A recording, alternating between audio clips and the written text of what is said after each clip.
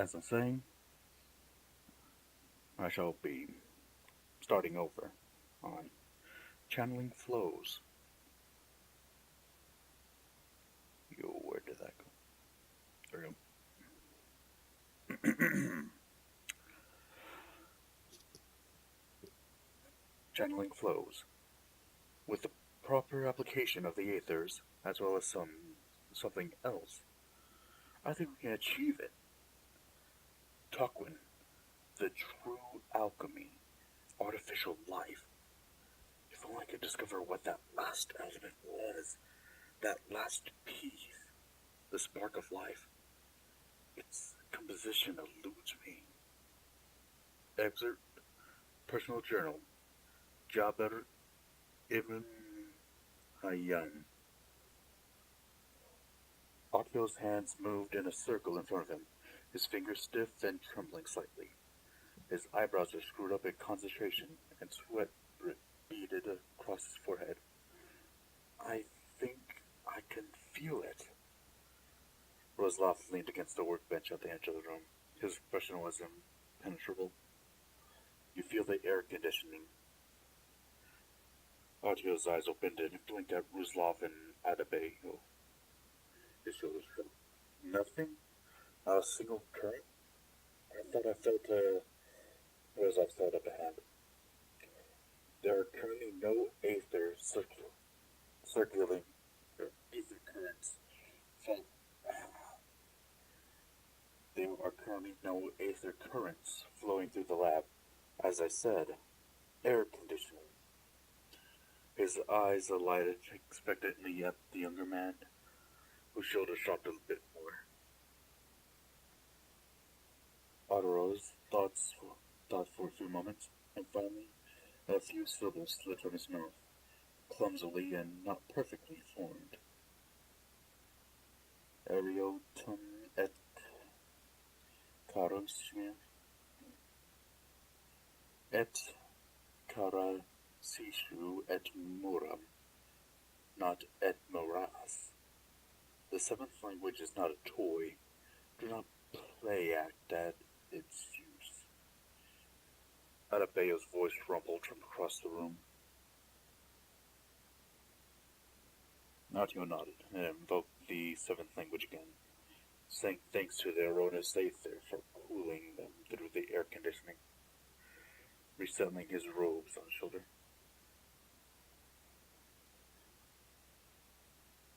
Uslav nodded in affirmation. It was a good sign.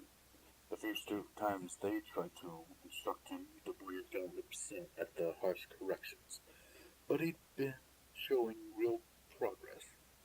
He took a step forward and brought his crozier up, the heavy cold iron vibrating ever so slightly in his hands. The Arotis aether is fickle. This is not something new. Try and concentrate harder. Arturiel closed his eyes again and held his hands out loosely in front of him, his fingers splayed. He continually murmured in a different language, the sixth language, the language of calling and summoning. His participation was more accurate this time, or pronunciations were more accurate this time, and the current began to twitch and drag towards the lab. Roslav could feel them as clearly this time. A few more moments, and the current flowing over the site library would probably come near enough. He made a few gestures with his hands behind his back, and mentally spoke the words of the fourth language, one of support and binding to aid the youth. Arturo's eyes flew open as his robes flapped slightly with a breeze that had nothing to do with the air conditioning. Et mesh momento einen chasm. The syllables flowing steadily now, as Ruslav's face slowly split into a smile. He's got it. Finally. He's finally attracted the currents. He stepped forward a small coin and held it out in front of the boy, who sagged as he completed his intonation. The coin vibrated slightly in Ruslav's hands, and he reached forward to clasp the boy on the shoulder. Congratulations, apprentice. I feel this. I feel that it. I feel that is enough to prove your mastery of the Aethers. You are no longer a dabbler. You are one of the wise, and I formally welcome you to the first circle. Adebayo strode forward and placed a hand on the boy's other shoulder.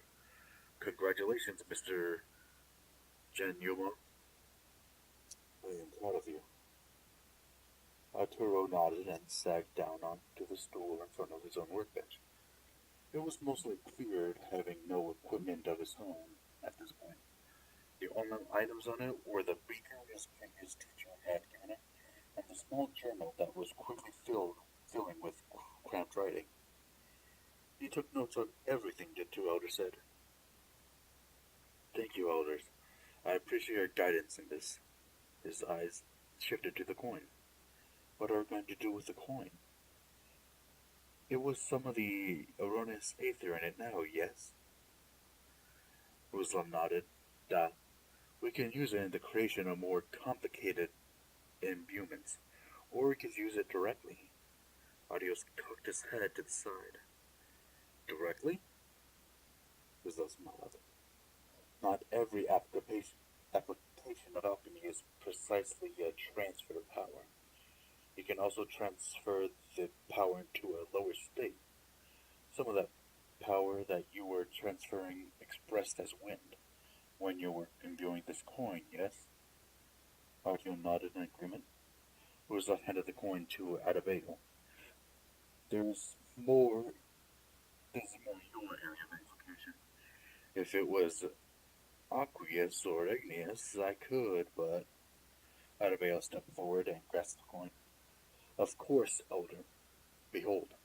He placed the coin between his palms and spoke in the second language, the syllables flowing easily like music from his lips, as a slow breeze emanated from his hands. The breeze picked up a strong wind emanating from between the elder's hands for a few moments, before building to a huge gust, picking up several loose papers and flinging them across the room. Adria stood beside Ruslav, awestruck. Was that magic? Adria let out a deep, harsh laugh. No, Mr. Gornamo. It was alchemy. Any two-bit sorcerer is just tapping into the aether somehow. They just don't know it. Any dabbler can throw fire or wind around. It takes one of the wise to do something constructive with it. Roslav led Artio out the door to his office, which he now shared with his erstwhile apprentice. Do not worry, Artio. You will be capable of such things with time and study. The application of invocation is a trivial thing. Anyone can fling firestorms in the air, just as anyone can slap them down. Some things are for dabblers. Such things are for dabblers. The true power to create, to imbue, to find a way to transmute. These are the foundations of alchemy. Leave the fireballs to the wizards.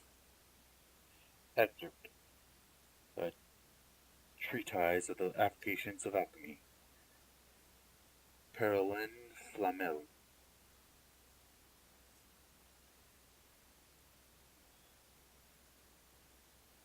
Elder Diaghilev? Arturo's voice was hesitant as he looked up from his book. Da, apprentice? Roslav didn't look up from his notes as his pen scratched slowly across the page. Arturo stood, bringing the book over to the other reading desk in the library. The section they were in was restricted by level 4 order, specifically Ruslav's order. He kept everyone except himself, Arturo, Adebayo, and presumably anyone with a high clearance out of the section for the last 50 years. Having an apprentice around had certainly helped keep it cleaner, but also meant fielding a lot of questions. This book references speaks to harness the Aethers, and lists quite a few more than 5. Is that correct? Some questions were more difficult to field than others. It's a complicated question. At the time that book was written, yes, there were more than 5 Aethers. The 5 existing are more. The 5 existed as more pure forms of the others, of course. Igneous and Tauronus Aether composed most of the metallic Aethers. The same for lesser Aethers of wind, water, etc. So what happened to them? I think you know Elder Adebayo talk about anything other than the 5 Aethers. Odio sat down at the seat across from Muslav and settled his little notebook on the newly dusted surface. The tiny book had to only have 4 or 5 pages left. Muslav made a mental note to provide the apprentice with a more suitable book. Or at least, how to make a more suitable book. Artio, some things are more difficult to explain. I'm not sure you are ready to truly know all of the mysteries of the art. Artio's face grew tighter and he said his jaw. You told me when I became your student I could ask you any question and you would not lie to me. You would tell me the truth. Luzov sighed and muttered under his breath. I did. The truth is very long and complicated. The short version is, long time ago. Myself, Adebayo, and many other alchemists did something important. Something that changed alchemy itself. It made things like using the Aethers or even feeling them significantly more difficult. Arturo's eyes grew narrow. You did this? Why? Why would you make alchemy harder on purpose? Ruslav could see the anger rising in the young student. Learning alchemy had not been easy for the young man, and the 6 months since his arrival at the site had been filled with many frustrating days. It was necessary. When you are at least a journeyman of the art, I promise I will explain why. For now, that will have to suffice. Ruslav's heavy brows were steady as he looked at the young man in the eye. A long time ago, Artio might have snapped at the elder, but he took a deep breath and nodded, returning to his desk. Thank you for the instruction, elder. A long minute passed in silence. Ruslav sighed and stood, walking silently to a shelf behind his own desk. He achieved a slim volume entitled Darkest Entities of the Etheric Currents.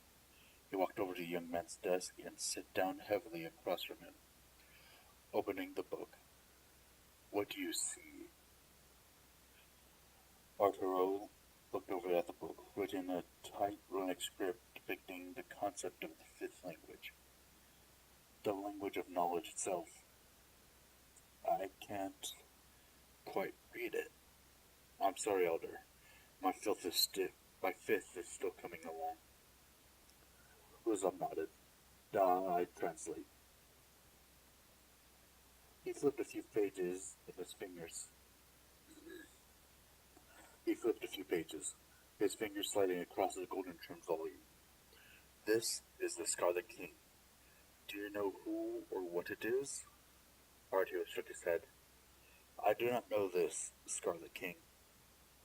Ruslav nodded again and slammed the volume shut. This I know too. Do you know why? Arturo shook his head, drawing back slightly. No, Elder. Ruslav leaned back and closed his eyes. Because of what you asked me about. A very, very long time ago, we sealed the Scarlet King and many others behind the Great Seal.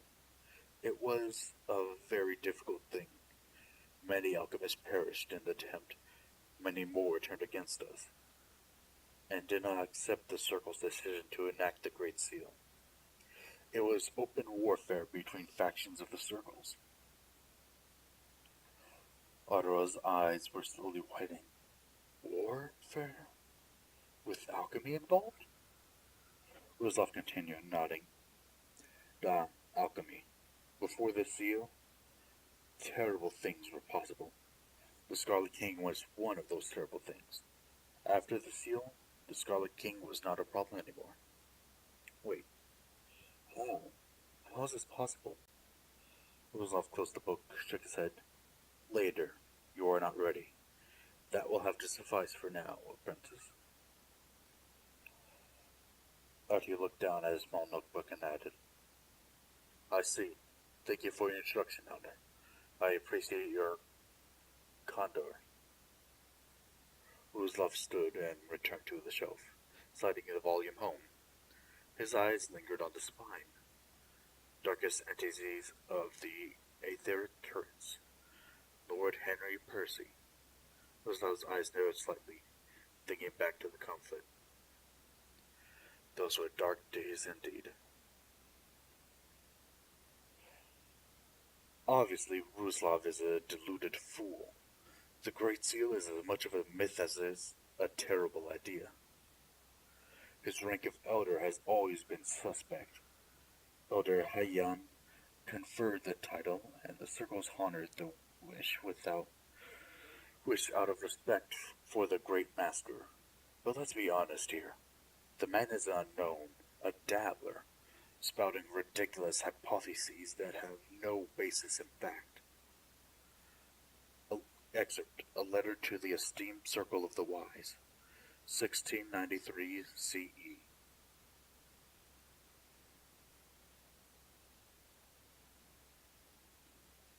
Ruzlov took a deep drag of the cigarette in his hands. The smoke filled his lungs with a dark vapor-like substance that superficially resembled smoke. Adebayo had created the false cigarettes overnight with Ruzlov's help. The stimulating effect of the alchemy tobacco allowed him to see the currents of aether with his naked eye. It was beautiful. Adebayo looked over the snow-covered valley behind the site and took a drag on his own. I never get tired of looking at that. You? Ruzlov nodded and smiled slightly. Never. How can one tire of such beauty? A few months passed as both men took the twisting and dancing currents. Here and there, a small stream of the igneous ether would slide along the distant road beyond the bridge, leading to the entrance of the site. What do we tell Mr. Giannomo? He's going to be curious about the war, and if we do not tell him, he could end up siding with... Ruzlov held his hand up. I know. This is possible. We will do what we must, guiding the young along the path to wisdom, and what not. Have you contacted the Sixth Circle? Adebayo nodded, taking another drag and looking up at the moon, a blazing orb of aether currents. I did. They are with us. Do you think... His voice trailed off for a moment before resuming. Do you think we did the right thing? His eyes rested on the people below, walking in and out of the sight. The faintest trail of aether currents could be seen flowing around some of them. People who were experiencing inspiration or a sudden burst of energy, maybe. Ruzlov nodded without hesitation. I know we did. Elder Hayan was very clear about what needed to be done. I was going to carry out his will whether I wanted to or not. Adebayo looked outward to Ruzlov, the glowing aether current shining out of him like a lighthouse. Every time he looked over at the man, it showed off him like a star. What is it like? The compulsion. Ruzlov shrugged his shoulders. I don't know how to describe it. It's just a part of me. Always has been. Ever since Elder Hayan breathed life into me, the Takwin, I have just known what to do and what I must maintain. The Great Seal is not just a goal for me. It is the purpose of my life. Adebayo nodded and looked up at the sky. I envy that. Clarity of purpose. Sometimes. bell-clear knowledge of what you must do. Ruzlov took the last drag of the cigarette and stamped it out on the floor of the parking garage. It is both a blessing and a curse. I always know what I must do, but I always must do what I must. But I always must do what I know I must. Very little freedom in it. Annabelle reached out and patted Ruzlov on the shoulder. As he walked back towards the site, the snow crunched under his heavy boots. Ruzlov's eyes returned to the sky, the aether currents flowing through and past him like a turret. Lord Henry, with all due respect, Elder Diaghilev is every bit as qualified as you are. You'll have to learn to get along with him. Ruzlov Diaghilev has mastered every aspect of the art, and as such, the petition to promote him to the Seventh Circle to fill Elder Hayan's vacancy has been approved. His death was keenly felt by the circles, and all of us are happy to offer the position he leaves to Ruzlov. Excerpt reply to Lord Henry.